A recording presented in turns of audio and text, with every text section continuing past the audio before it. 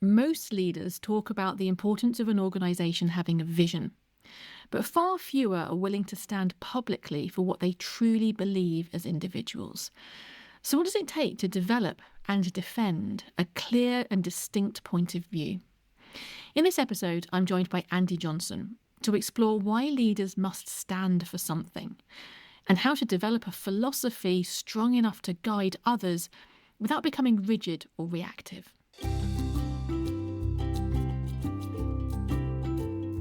Welcome to the Independent School podcast with me, Juliet Corbett. I'm a trusted advisor, executive coach and strategist working with accomplished leaders who are navigating complex challenges, the kind that can feel like a tangled ball of string, confusing, frustrating and hard to unpick. In this new series, I bring you real-world conversations with principals, heads and CEOs of independent and international schools. Together, we explore problem-solving in uncertainty, staying strategic amidst the daily bustle of leadership, and building high-performing teams. Today, I'm joined by Andy Johnson, head of Truro School, the only 3 to 18 co-educational day and boarding school in Cornwall, here in the UK. It's a role he's held since 2020. Andy's career spans a wide range of educational contexts. He was deputy head academic at St Dunstan's College in South East London, founding deputy head in DSL at the London Academy of Excellence in Newham, and he spent a decade at Westminster School, including as a housemaster. In this conversation, we explore what it really means to have a distinct point of view as a leader, what we come to call a spiky purpose, and how that differs, importantly, from being a spiky person. Andy reflects on his own educational philosophy and how it's evolved through different contexts. And we also discuss how leaders can develop, refine and adapt their own philosophy without losing authenticity. So let's get into my conversation with Andy Johnson.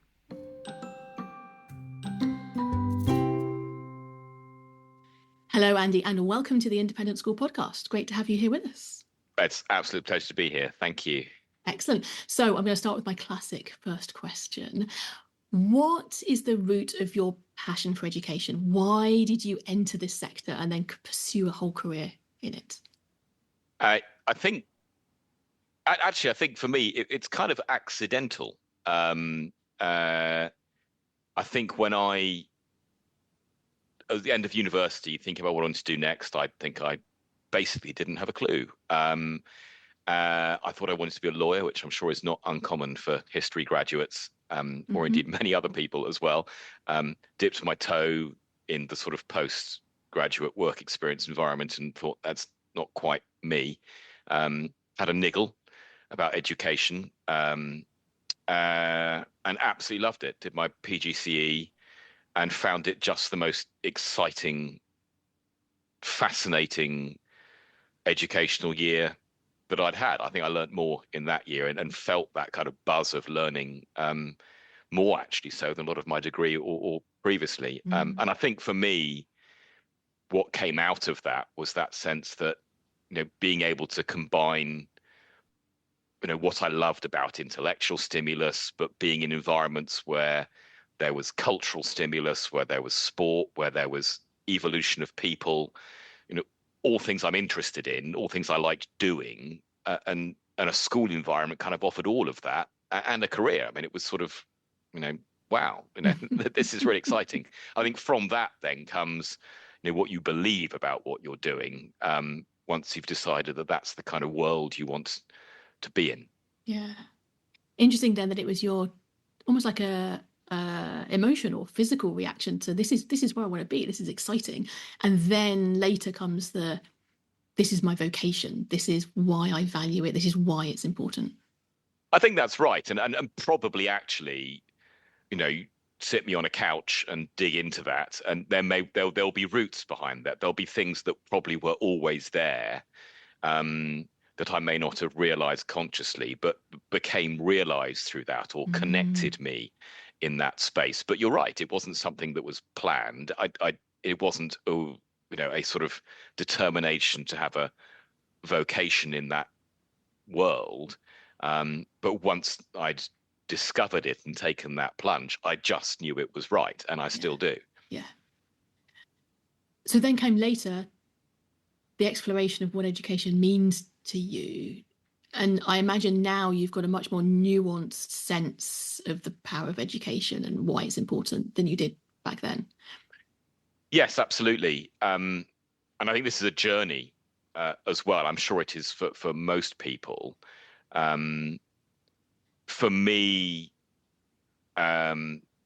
working in different schools in different contexts with different structures in different sectors for different age ranges, with different USPs, with different value sets, and many people who do what I do will all be able to say that, of course. But for me, the impact of that and the impact of that journey on where I kind of feel I've ended up with what I really believe about education, I am hugely appreciative of the journey, not just the realization. And actually, probably that gives it a sort of deeper sense of meaning and purpose for me as well. Yeah. But working in hugely academic environments, working in co-educational single sex, working in a sixth form free school, in totally different social contexts, urban areas, rural areas, and all of these things are different, but actually what at the heart of that is the essence of what education is for, and how far is that something which is context defined versus just at its core about what education is. And I suppose I've really enjoyed that. I've enjoyed doing that journey and trying not to over reflect on it and see where it leads me. Yeah. So what I'm hearing is actually important on two levels, I think. So one is that as a school leader, we're often asked to have a really good sense of our educational philosophy or pedagogical point of view, because then all the way through from interview process, through leadership, through strategy development cycles, we're then helping the school to articulate a unique selling point, a USP, and kind of get out to the world how you're different. So this is a thread that comes through a lot of conversations I have with school leaders is, what is your point of view around education?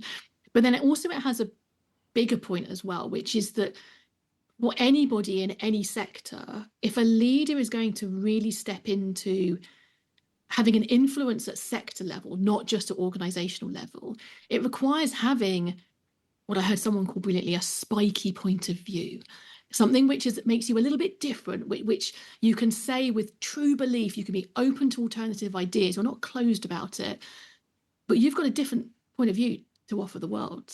And I think there's something about being a professional in any sector. If you're really going to step up into really senior leadership, that's what's needed. There's a bit of a risk to like declaring what you stand for. Yeah, I think it's true. I think you've got to believe in what you're doing. I don't think you can lead in any context without having a passion for what you believe. Now, that doesn't mean you're closed-minded. It doesn't mean that you don't listen. It doesn't, all those things which are just givens. But actually, behind that, there's got to be some sense of, do you know what? I do believe in what I do. I'm not just going to do it to the best of my ability, but I'm actually going to believe in it as well. And if that ends up being a spiky profile in whatever way we use that term, then probably actually you're challenging something around you. And that's where change happens. That's where evolution or revolution takes place, because without the spikiness, it's preservation of status quo or it's entrenchment or whatever. I mean, I'm not saying change has to be rapid and significant immediately everywhere, but the spikiness probably does matter in some way if there's a improvement agenda or if there's an evolutionary agenda. Yeah.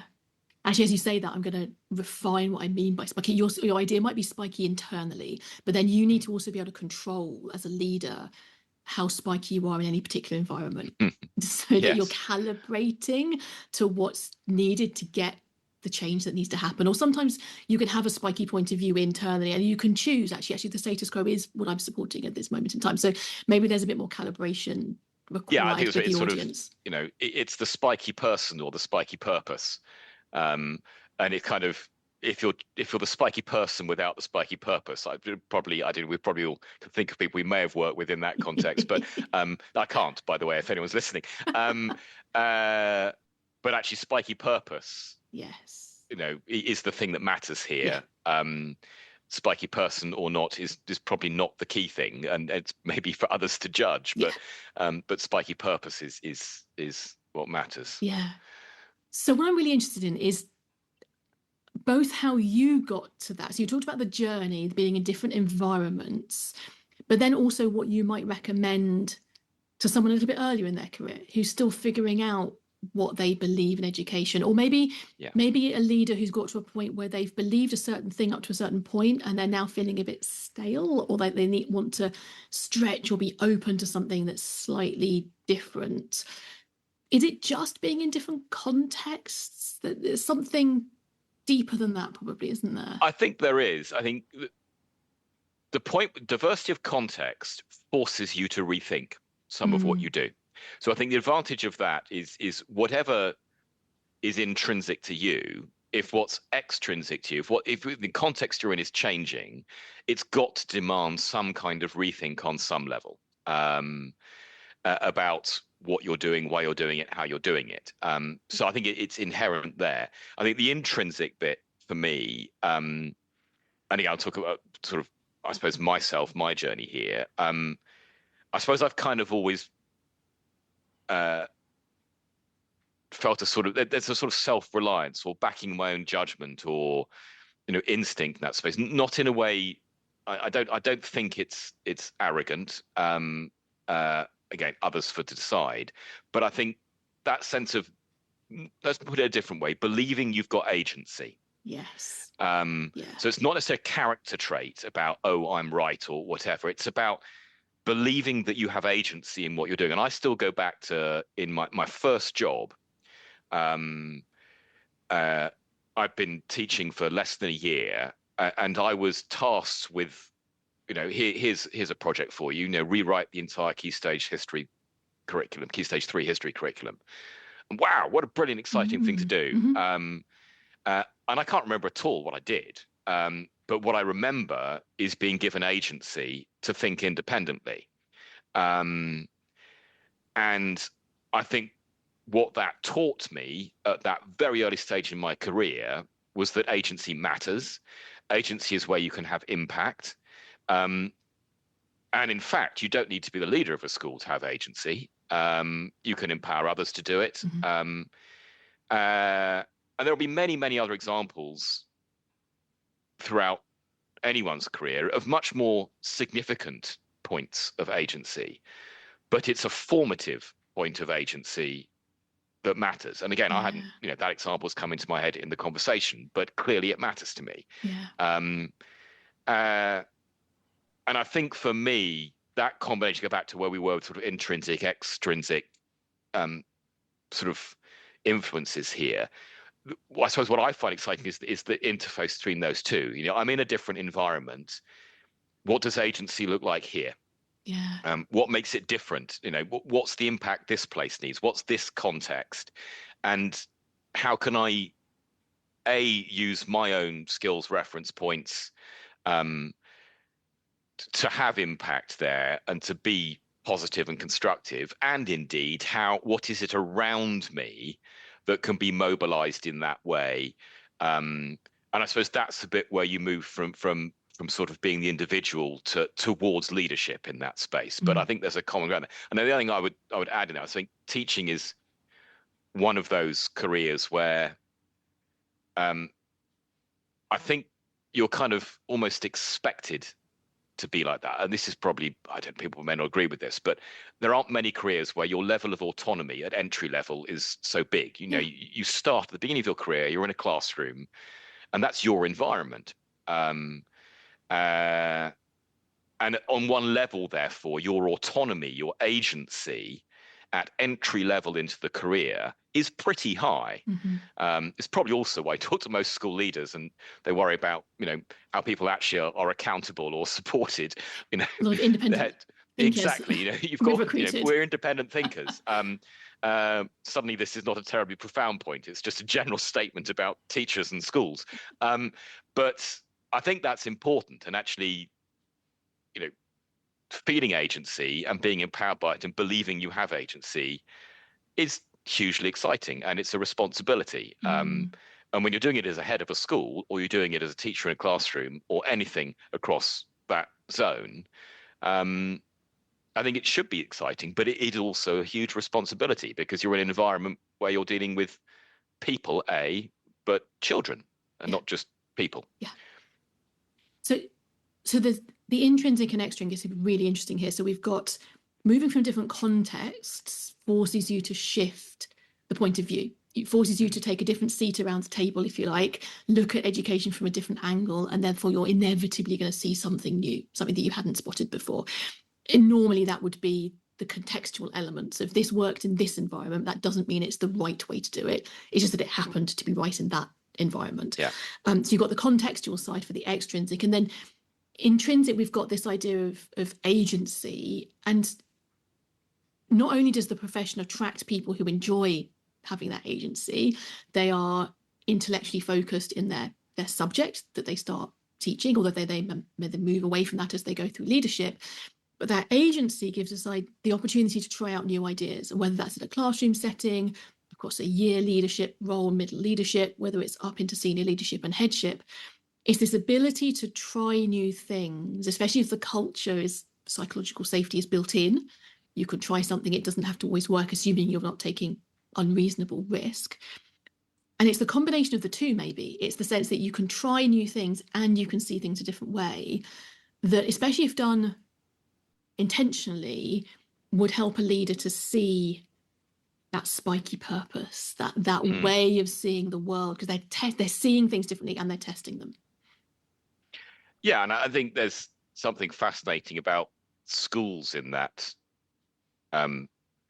paradigm as well. Schools are all at once somewhere that depends so much on fixed structure, fixed routine, timetable, repetition, and yet they're places that advocate creativity, curiosity, challenge, intellectual risk-taking, and there's almost a sort of permanent tension in that space. And the navigation of that tension, it's probably what makes the career tiring, but it actually is terribly exciting. And then you add into that, that's all internal to a school.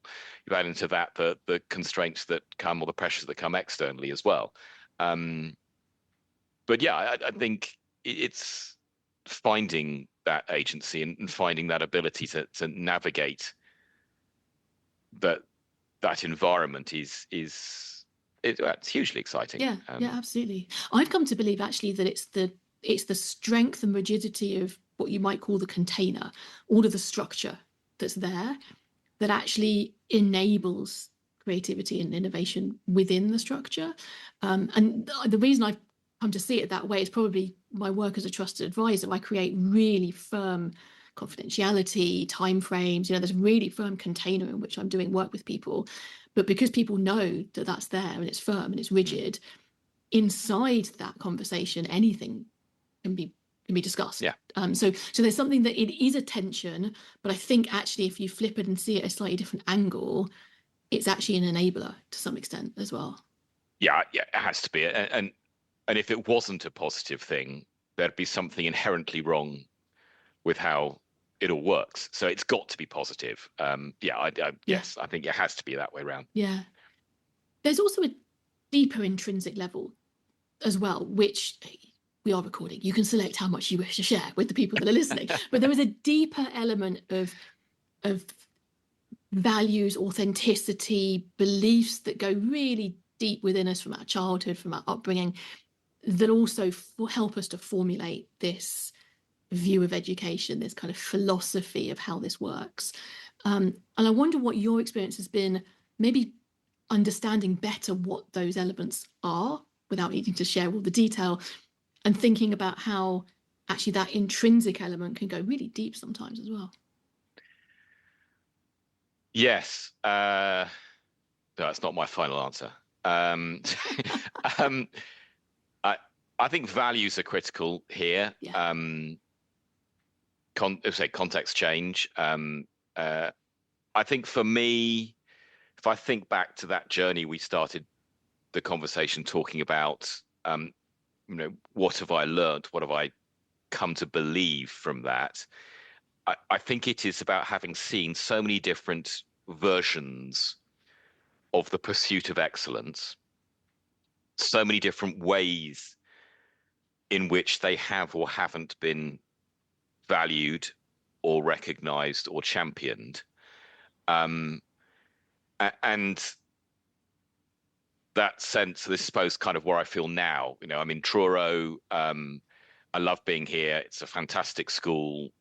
And at root, what there is here, or what I feel there is here, and what I want to champion here, is this sense that there's a diversity of understandings of what excellence is and can be, not a hierarchy. Yeah. And I think getting to the point where I genuinely believe that that is what education in kind of my world should be, and probably more than that can be in a school, is a product of that journey. Not to be saying that intellectual excellence is more significant than cultural or sporting or service, but to say that these things have parallel importance because they are fundamentally about individuals pursuing the best versions of themselves. And the common ground there is about that pursuit of excellence, not what it looks like. Almost kind of the journey, the quality of the journey matters more certainly than trying to predefine an outcome or judge an outcome. And that's something I believe really strongly about. And it almost fights against, I think sometimes, I think this is just through education, the temptation to polarize is everywhere. Sector versus sector, or X versus Y. You can, any context. We're a race of people, a species of people that loves to polarize. Yes. And it's actually, it's to inbuilt. Created them and us. Yeah. And I suppose kind of what I've come to feel about education is education's job is to resist the urge to do that on some level. And that's a challenge, but it's a values-based challenge. And everywhere I've worked, there has been a strong sense that standards should be high, that excellence matters, or the pursuit of excellence matters. And that's probably the thing I've carried through with me. But fighting really hard any sense that one version of this is to be lauded over others. And that's probably, I don't know if that's quite an answer to the question, but I suppose that's kind of what I feel. And I think there, for me, there's a version of education there which, rather than saying it's blind to those polarizations, that's very negative way of putting it. I think it is opening eyes to the lack of necessity for those polarizations. And the word I've kind of is going through my head here. Obviously, I'm going to make up a word now, but it's sort of context and contextulence, let's say. Ooh, define. So context and excellence. Excellence in its context. And for individuals in that way. That's probably an appalling word to have invented, but that's kind of what's coming into my head as we talk. You heard it here first. Yes, well, there you go. Patented. So exactly. So it's and I love that final point you made there, that it's not just realizing that there are polarizations. So we don't need to set academics against sport. We don't need to set inclusivity versus selectivity, or in terms of value add versus end result. Like, these are all fake polarizations, fake tensions that we put in our dialogue. in our discourse. Instead, what we're looking for is this sense of we can transcend needing to polarize these. We can actually say these are all important, and the context is the individual child, and then it's the excellence that individual child grows into. Yeah, I think that's right. And I think, I suppose the problem with this, having sort of initiated that as we look at it, I mean, it sounds so idealistic. Is this actually a position of utter naivety? Schools market, parents and stakeholders have priorities, USPs are important. How all at once can you hold the idea that we don't believe in a version?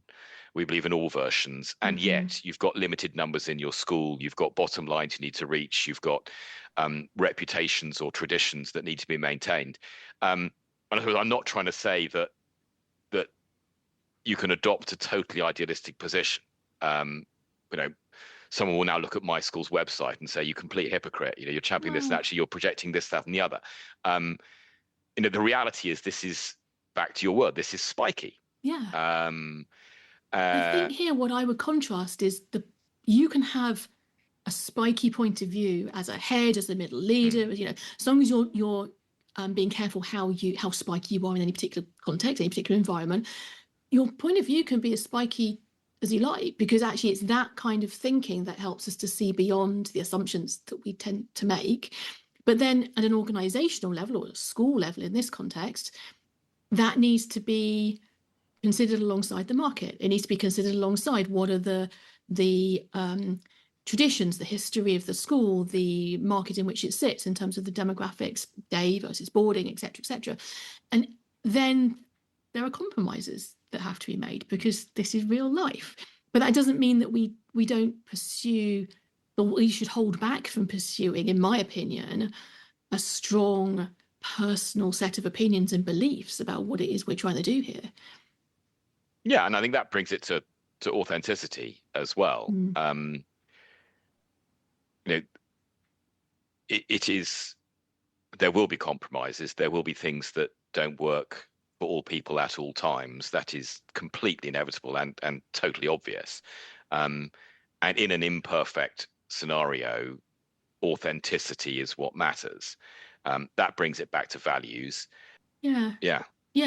It's the word authenticity is really interesting as well, because there are different elements of our own authentic self that will dial up and dial down in certain circumstances. So there are different elements of identity, of personality, of authenticity. But I think this is where it's really important that there's a strong match between a head, for example, senior leadership, and the school. And if the fit isn't there, if the leader is finding they can't be authentic enough and say what's needed in that particular marketplace by that particular institution, then it's probably time to part ways, because it's not going to ever land with the emotional resonance that it needs to with the potential families that come into tours and people that you're sitting down with, considering the school. So it's always going to be, authenticity in leadership is always going to be dialing up and down certain elements of what you believe. But that's where there needs to be a certain amount of overlap and fit. That's what we call fit, basically. Yeah. An element of fit.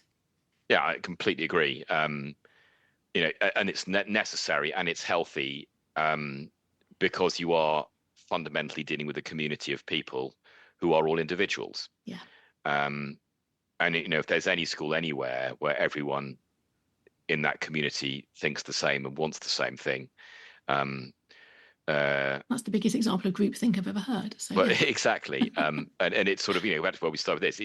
For someone who believes in agency and independence of thought and individual pathways and journeys, a school or an environment which has that groupthink would be a complete anathema. I mean, I remember a former colleague of mine saying to me, they can't think of anything worse than someone who'd left their school being, "Oh, you must have gone to so-and-so school," as if the type that's generated, you could recognize, now in an environment which is proud of its type in that way, that's kind of, I suppose, what I feel I personally have moved away from. Yeah, it almost sounds like you're providing a uniform product rather than an individual young person that's thriving in the world. Yeah. And again, if that's what a stakeholder wants, then fantastic, brilliant, offer it. Yeah. But for me, and this again is my own, the idea that I couldn't possibly tell where somebody was at school or was, that for me is success. Yeah.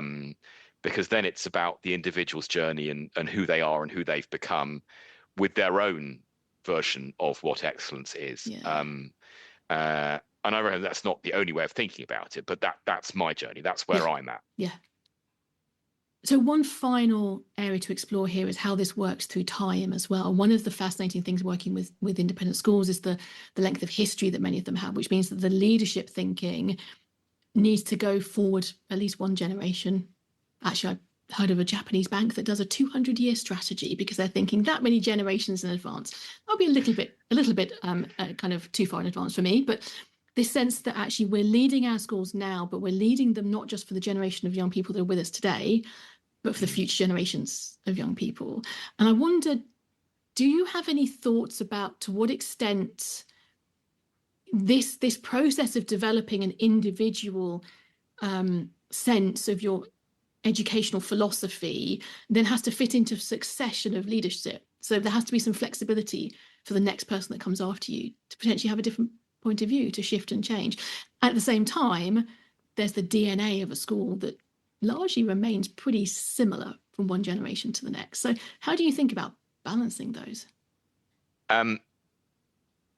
It's essential to. Nobody is more important than the institution's future. Yeah. I think, in our sector, so many of us now are thinking about how we protect the future. And actually knowing that what we are doing means that the benefits of the education we provide will be there for children who we do not yet know, who have not yet been born. Mm-hmm. That is a responsibility, and what it demands is for schools not to be focused entirely on short term, but also actually for leaders to be humble. Again, it's a sort of profession where I go back to what was said about autonomy. You're the center of attention, whether you like it or not. In day one as a teacher, you're the teacher in that room, and different people evolve that persona or that centrality of focus differently through their careers. Mm-hmm. Someone once said to me, "You're the head. Your name's the one above the pub door." It's an occupational hazard of having that profile, and that's great.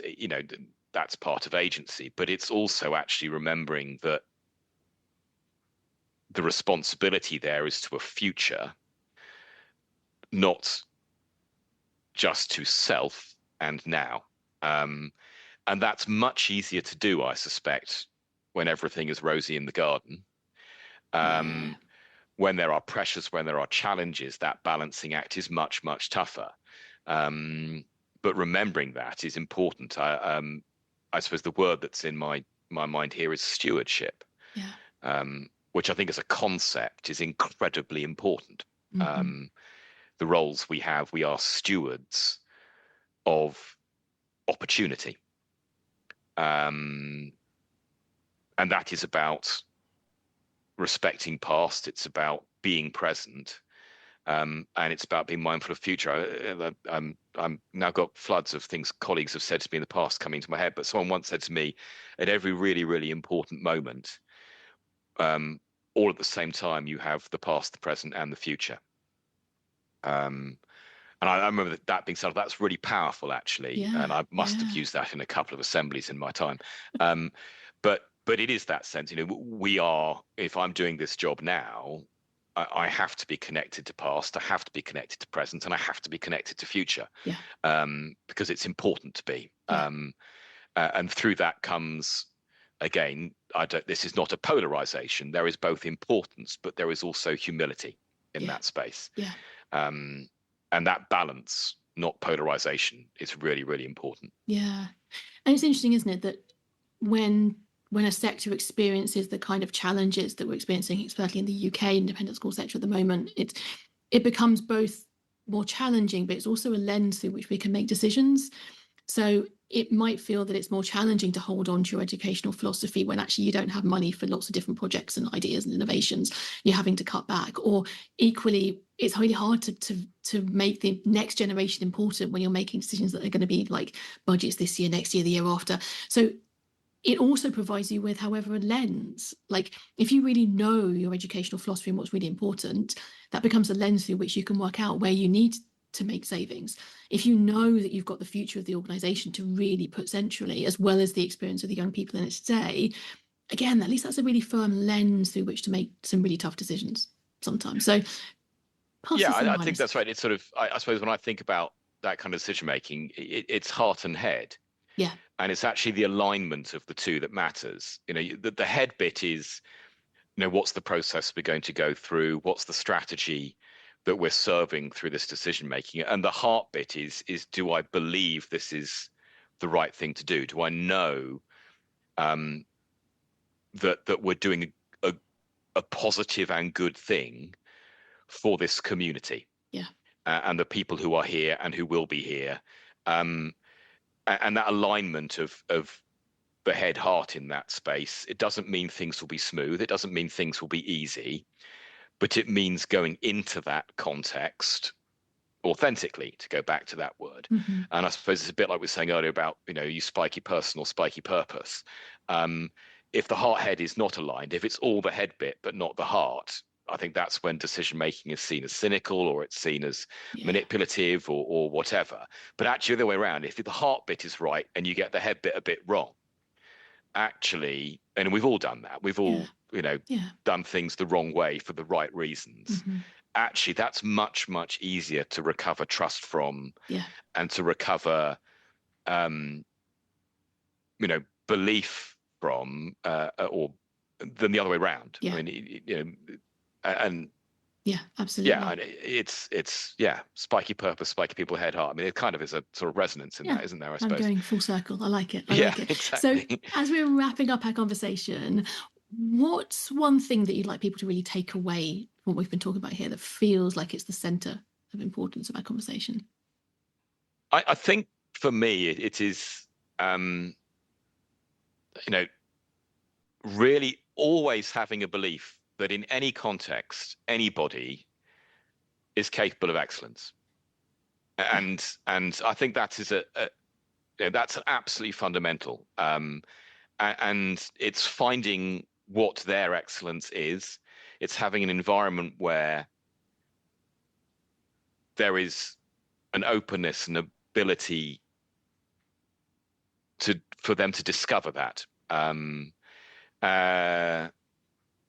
And that's, if we don't believe that's possible, there's something wrong with the sector we work in, or the environment we work in. And I suppose after long comment, we're probably ending something which may sound really quite obvious, actually, but sometimes I just think it needs to be stated. Yeah, I think it does. And I think that amidst all of the conversation about schools becoming more commercially astute, financially secure, actually this anchors us back into a purpose that's really important, and doesn't have to be in conflict with those things. You can have both commercially astute and philosophically sound, but is that sense of being able to balance head and heart, being able to really believe and bring others together to believe what it is that you as a school you're really here to do. So Andy, thank you very much for your time today. It's fantastic to talk to you here on the podcast. Thank you. Thank you very much. Thank you for listening to the Independent School Podcast. If you found today's conversation valuable, I invite you to join my email list and hear more of my fresh thinking on leading strategically through complexity and uncertainty. Visit www.consultjuliet.co.uk/sign up. Remember, the biggest challenges you face are rarely solved by working harder. They're solved by thinking differently, with the right trusted advisor in your corner. While I work with leaders across many sectors, my heart and more than 2 decades of experience remain deeply rooted in education. If you're ready to turn complexity into progress, sharpen your focus, and lead a happier, higher performing team, I'd love to start a conversation about how we could work together. Just reach out anytime. And don't forget, the clearest insights often appear when you gift yourself a moment to slow down and let your best thinking surface.